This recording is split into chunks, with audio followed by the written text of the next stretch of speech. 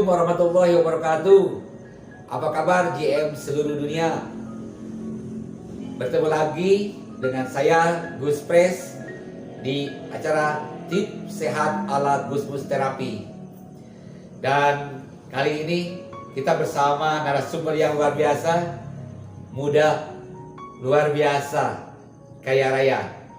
Beliau adalah Ketua GMM Kabupaten Cianjur, juga biasa kita panggil Eyang Sugi.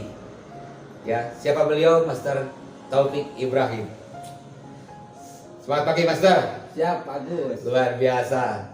Ya, dan kali ini kita akan membahas gangguan sistem pencernaan, khususnya lambung.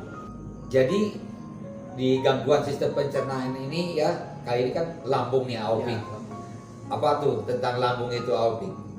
oke.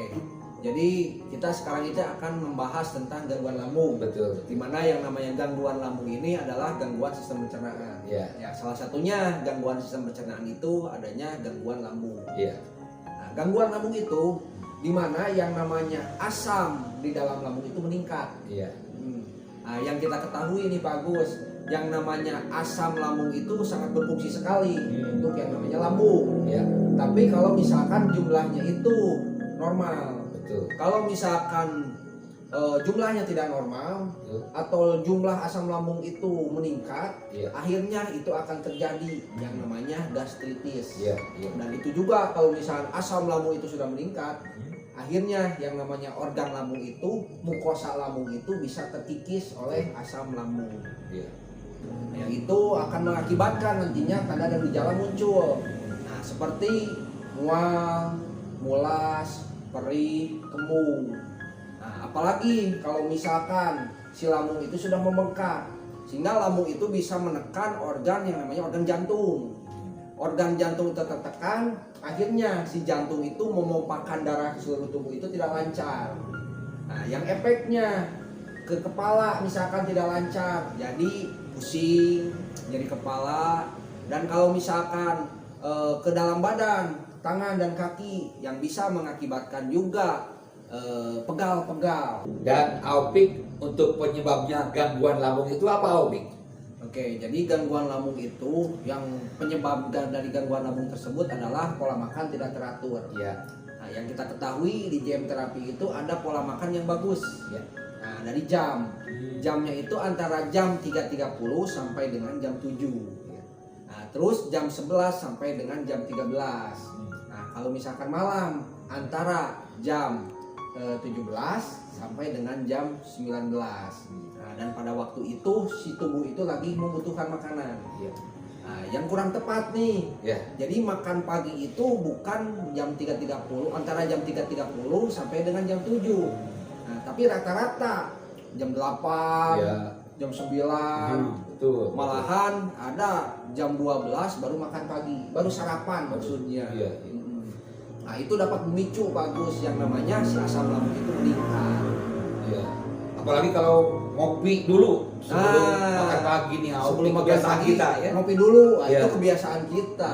Atau pagi-pagi itu kalau misalkan dengan zaman sekarang itu nyeblak bagus. Udah nyeblak. Kan yang faktor nih yang mempengaruhi juga. Iya. Tadi dari jam, nah sekarang dari jenis. Jenis, ya. Nah, jenis makanan yang mempengaruhi asam lambung meningkat ini adalah yang satu asam. Iya. Asam itu sangat mempengaruhi asam lambung itu meningkat. Ya. Nah, yang kedua cuka. Nah, cuka itu juga dapat meningkatkan asam lambung Betul. meningkat. Nah, yang ketiga yaitu makanan yang padat, Iya. Pedas-pedas ya. pedas. Makanya kebanyakan penduduk Indonesia ini gangguannya gangguan lambung. Gangguan lambung. Karena di Indonesia banyak seblak.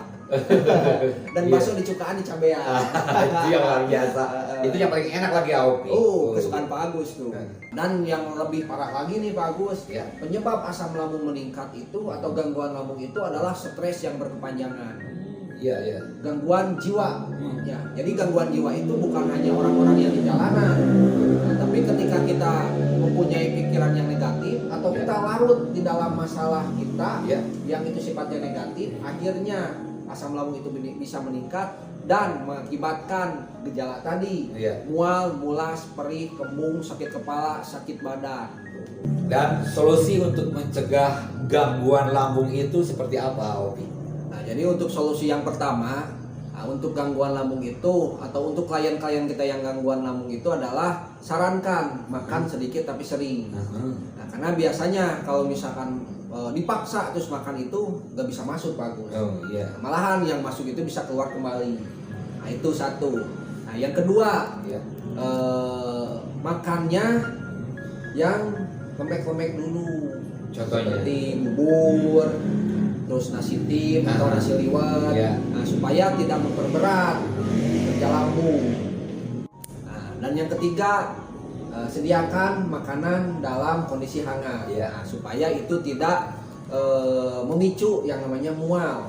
Nah, dan yang keempat, hindari jenis makanan pemicu meningkatnya asam lambung. Betul. Seperti tadi, cuka, lada, atau yang asam-asam.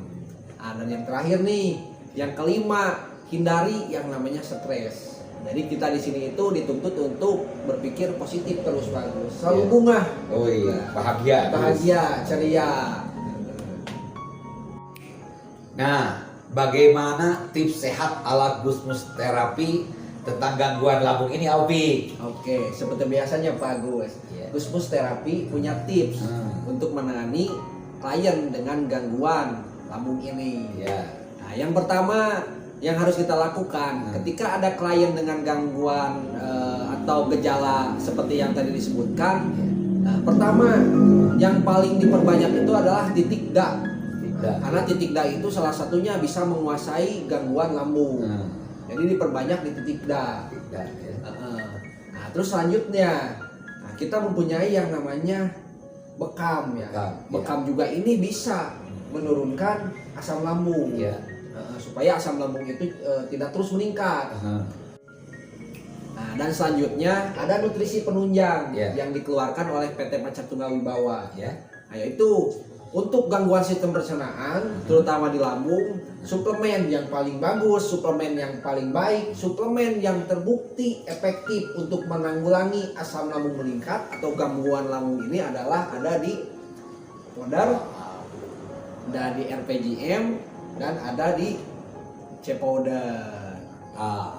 Luar biasa. Nah, di kandungan Apoder ini ada beberapa jenis kunyit bagus di dalamnya.